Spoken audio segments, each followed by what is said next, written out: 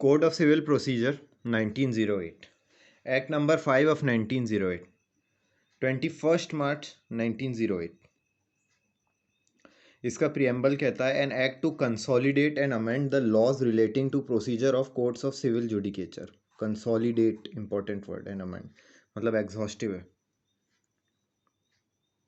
N act preamble याद रखने की बात है. An act to consolidate and amend the laws relating to procedure of civil judicature. अब इसका प्रिलिमिनरी है सेक्शन. इसमें सेक्शन 1 है शॉर्ट टाइटल, कमेंसमेंट और एक्सटेंट. सेक्शन 1 जो बोलता है वो ये बोलता है this act may be cited as code of civil procedure 1908. इसको हम कोड ऑफ सिविल प्रोसीजर 1908 बुलाएंगे. और ये फोर्स में आता है. फोर्स में आने की डेट अलग है, इंपॉर्टेंट है, ध्यान रखना. 1 जनवरी 1909. ये प्री का बहुत क्वेश्चन. 1 जनवरी 1909. ये एक्सटेंड करता है होल ऑफ इंडिया में, अब स्टेट ऑफ जम्मू कश्मीर में भी, और सिवाय स्टेट ऑफ नागालैंड और ट्राइबल एरिया में नहीं करता है. पर वहाँ पर भी चाहे तो स्टेट गवर्नमेंट ऐसे सप्लीमेंटल या मॉडिफिकेशंस या इंसिडेंटल मॉडिफिकेशंस के साथ उसे अप्लाई कर सकती है.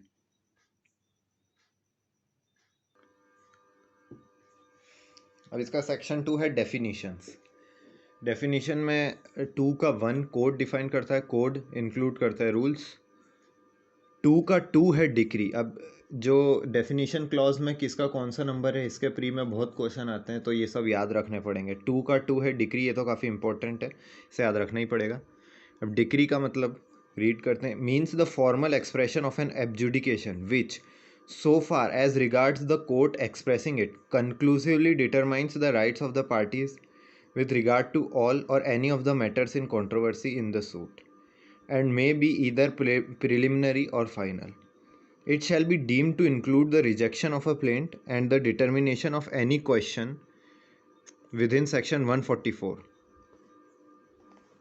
but shall not include any adjudication from which appeal lies as an appeal from an order, any order of dismissal for default. तो डिक्री क्या होता है? डिक्री एक फॉर्मल एक्सप्रेशन होता है. किसका? एक एडजुडिकेशन का, जो जिस which so far as the court expressing it, जो भी कोर्ट एक्सप्रेस कर रहा है उसका, वो कंक्लूसिवली डिटरमाइन कर देता है राइट ऑफ पार्टीज. किस रिगार्ड में? विथ रिगार्ड्स टू या तो ऑल या कोई भी मैटर्स, कोई भी ऑल या कोई भी matters in controversy in the suit. और वो प्रिलिमिनरी भी हो सकता है और फाइनल भी हो सकता है. और डिक्री में डीम किया जाएगा कि रिजेक्शन ऑफ प्लेंट को भी इंक्लूड कर रहे हैं. ठीक है. और कोई भी क्वेश्चन जो 144 के अंदर आता है, यानी एप्लीकेशन ऑफ रेस्टिट्यूशन के आता है, उसका भी डिटर्मिनेशन इंक्लूड किया जाएगा. पर 2 चीज़ें स्पेसिफिकली लिखी हुई है डिक्री में, क्या इंक्लूड नहीं की जाएगी. First, any adjudication from which appeal lies as an appeal from an order. कोई एडजुडिकेशन जिससे अपील अभी लाई करती है, ये किस तरीके से? अपील फ्रॉम एन ऑर्डर की तरीके से. और कोई भी ऑर्डर डिसमिसल फॉर डिफॉल्ट का. अब इसको वापस से रीड कर लेते हैं यहाँ तक. Decree means the formal expression of an adjudication which so far as regards the court expressing it conclusively determines the rights of the parties with regard to all or any of the matters in controversy in the suit, and may be either preliminary or final. It shall be deemed to include the rejection of a plaint and determination of any question within section 144, but shall not include any adjudication from which an appeal lies as an appeal from an order, be any order of dismissal for default. और इसका explanation बोलता है अ decree is preliminary when further proceedings has to be taken before the suit can be completely disposed of. It is final when such adjudication completely disposes of the suit. It may be partly preliminary and partly final. अब 2 का 3 या 3 नहीं याद रह जाए गलती से ना. 2 का 3 बोलता है डिक्री होल्डर को डिफाइन करता है. डिक्री होल्डर होता है कोई भी पर्सन जिसके फेवर में एक डिक्री पास की गई है या फिर एक ऑर्डर जो कि केपेबल है एग्जीक्यूशन के लिए, वो मेड किया गया है. 2 का 4 है डिस्ट्रिक्ट. डिस्ट्रिक्ट मतलब होता है लोकल लिमिट्स ज्यूरिसडिक्शन की प्रिंसिपल सिविल कोर्ट की. जो वहाँ पे प्रिंसिपल सिविल कोर्ट है ओरिजिनल ज्यूरिसडिक्शन का, उसकी लोकल लिमिट्स. यहाँ पे उस जो प्रिंसिपल सिविल कोर्ट की बात करेंगे उसे डिस्ट्रिक्ट कोर्ट कहा जाएगा. और वो इंक्लूड करता है local limits ordinary original civil jurisdiction की, हाई कोर्ट की। 5 है फॉरेन कोर्ट। फॉरेन कोर्ट ऐसा कोर्ट होता है जो आउटसाइड इंडिया सिचुएट होता है और वो इस्टेब्लिश या कंटिन्यूड नहीं होता है सेंट्रल गवर्नमेंट की अथॉरिटी से। छठा है फॉरेन जजमेंट, मतलब जजमेंट फॉरेन कोर्ट की, इजी है ये तो। 7 है गवर्नमेंट प्लीडर। 7 है हाई कोर्ट, ये तो इंपॉर्टेंट नहीं है, गवर्नमेंट प्लीडर एक बार रीड मार देते हैं। Includes any officer appointed by state government to perform all or any of the functions expressly imposed by this code on the government pleader and also any pleader acting under the direction of government pleader। 2 का 7 जो government pleader है वो बोलता है कि वो include करता है कोई भी ऑफिसर जो स्टेट गवर्नमेंट द्वारा अपॉइंट किया गया है, किस लिए, परफॉर्म करने के लिए फंक्शंस जो कि एक्सप्रेसली इम्पोज किए गए इस कोड द्वारा गवर्नमेंट पे, गवर्नमेंट प्लीडर पे। मतलब गवर्नमेंट प्लीडर वो होता है जो कि स्टेट गवर्नमेंट ने अपॉइंट करा है, वो फंक्शन अपॉइंट करने के लिए जो इस कोड ने गवर्नमेंट प्लीडर पे डाले हैं फंक्शंस। और ये इंक्लूड करता है कोई भी प्लीडर जो एक्ट कर रहा है गवर्नमेंट प्लीडर के डायरेक्शंस में। 7A है हाई कोर्ट। 7B है जज। 8 है जज, नहीं 7B है इंडिया। 8 है जज। जज मतलब होता है प्रिसाइडिंग ऑफिसर सिविल कोर्ट का। 9 है जजमेंट। जजमेंट मतलब होता है स्टेटमेंट जो जज द्वारा दिया गया है, किस पे, judgment means a statement given by the जज of the grounds of decree or order. Decree या ऑर्डर के ग्राउंड्स का जो स्टेटमेंट दिया जाता है एक जज द्वारा, वो है जजमेंट। तो 2 का 9 जजमेंट डिफाइन करता है। पुराना याद करें तो 2 का 2 है डिक्री, 2 का 3 है डिक्री होल्डर, 2 का 4 है डिस्ट्रिक्ट, 2 का 5 है फॉरेन कोर्ट, 2 का 6 है फॉरेन जजमेंट, 2 का 7 है गवर्नमेंट प्लीडर, 2 का 8 है जज, 2 का 9 है जजमेंट, 2 का 10 है जजमेंट डेटर। जजमेंट डेटर मतलब कोई भी पर्सन जिसके अगेंस्ट एक डिक्री पास की गई या फिर एक order capable of execution made किया गया है। 210 judgment debtor means any person against whom a decree has been passed or an order capable of execution has been made। अब है 2 का 11 legal representative. Legal representative means a person who in law represents the estate of a deceased person and includes any person who intermeddles with the estate of the deceased, and where any party sues or is sued in a representative character the person on whom the estate devolves on death of the party so suing or sued। 211 legal representative की definition को फिर से read करते हैं। Means a person who in law represent the estate of deceased person and includes any person who intermeddles with the estate of deceased, and where a party sues or is sued in a representative character the person on whom the estate devolves on death of the party so suing or sued।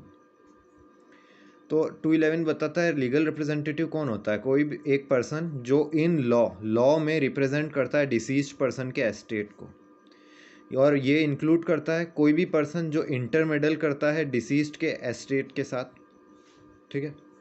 और जहाँ पर party सू कर जा रही है या सू कर रही है रिप्रेजेंटेटिव कैरेक्टर में, तो ऐसा पर्सन जिस पे एस्टेट डिवॉल्व करता है डेथ ऑफ द पार्टी पे जो कि सू कर रही है या सू हो रही है, उसकी डेथ पे जो डिवॉल्व करता है वो person.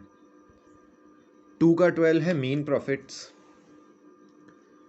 Mean profits of property means those profits which the person in wrongful possession of such property actually received or might with ordinary diligence have received therefrom, together with interest on such profits, but shall not include profits due to improvements made by the person in wrongful possession। 2 का 12 mean profits of property means those profits which the person in wrongful possession of such property actually received or might with ordinary diligence have received therefrom, together with interest on such properties, but shall not include profits due to improvements made by the person in wrongful possession। तो mean profits property के वो profit होते हैं जो कि person जो wrongful possession में था ना उस प्रॉपर्टी का, उसने एक्चुअली रिसीव करे या फिर उसने ऑर्डिनरी डिलीजेंस से रिसीव किए होते, और इसमें इंक्लूड होगा उन प्रॉफिट्स पे इंटरेस्ट भी, वो भी मीन प्रॉफिट में इंक्लूड होगा। और लेकिन इसमें क्या इंक्लूड नहीं होगा, ऐसे प्रॉफिट जो कि रॉन्गफुल पोजेशन वाले पर्सन ने जो इम्प्रूवमेंट करे उस प्रॉपर्टी पे उससे आए, वो नहीं इंक्लूड होंगे।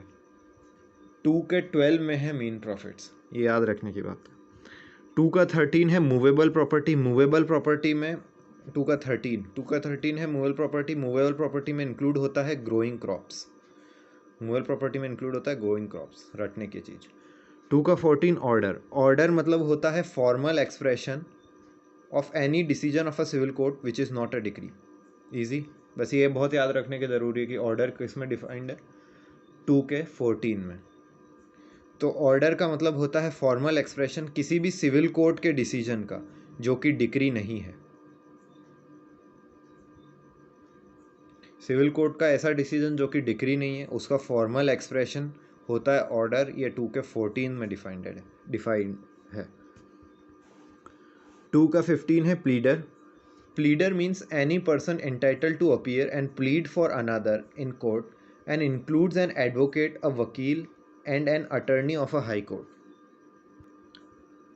2 का 15 pleader means any person entitled to appear and plead for another in court and includes an advocate, a वकील and an attorney of a high court। मतलब प्लीडर में कौन कौन इंक्लूड होता है, कोई भी पर्सन जो कि इंटाइटल्ड है अपीयर होने के लिए और दूसरे के प्लीड करने के लिए कोर्ट में, और इंक्लूड कर इसमें कौन कौन होते हैं, एक एडवोकेट, एक वकील और एक अटर्नी हाई कोर्ट के। 2 का 16 प्रिस्क्राइब्ड। 2 का 17 है पब्लिक ऑफिसर। ये प्री व्री में आ जाता है कभी कभार, इतना इंपॉर्टेंट नहीं है, पर 2 का 17 में पब्लिक ऑफिसर में कौन कौन होते हैं, हर जज होते हैं, ऑल इंडिया सर्विस के मेंबर होते हैं, कमीशनड या गेजेटेड जो ऑफिसर होते हैं, मिलिट्री, नेवल या एयर फोर्सेस ऑफ यूनियन के while serving under the government. Her officer court of justice के जिसकी ड्यूटी ऐसे ऑफिसर होने के नाते इन्वेस्टिगेट या रिपोर्ट करना कोई मैटर ऑफ लॉ और फैक्ट, ठीक है। ई है कोई भी पर्सन जो होल्ड करता है कोई ऑफिस बाय वर्चू, जिसकी वर्चू से वो एम्पावर्ड है किसी को प्लेस करने के, पर्सन को कन्फाइनमेंट में प्लेस करने के लिए। एफ है कोई भी ऑफिसर गवर्नमेंट का जो जिसकी ये ड्यूटी है ऐसे ऑफिसर होने के नाते ऑफेंसेस प्रिवेंट करने की या इंफॉर्मेशन देने की ऑफेंसेस। 2 जी है कोई भी ऐसा ऑफिसर जिसकी ड्यूटी है कि वो रखेगा या एक्सपेंड करेगा प्रॉपर्टी गवर्नमेंट के बिहाफ में। तो 2 के 17 में ये सब पब्लिक ऑफिसर हो जाते हैं।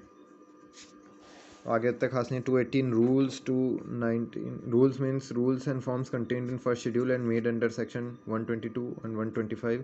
219 शेयर इन कॉर्पोरेशन। 220 साइंड।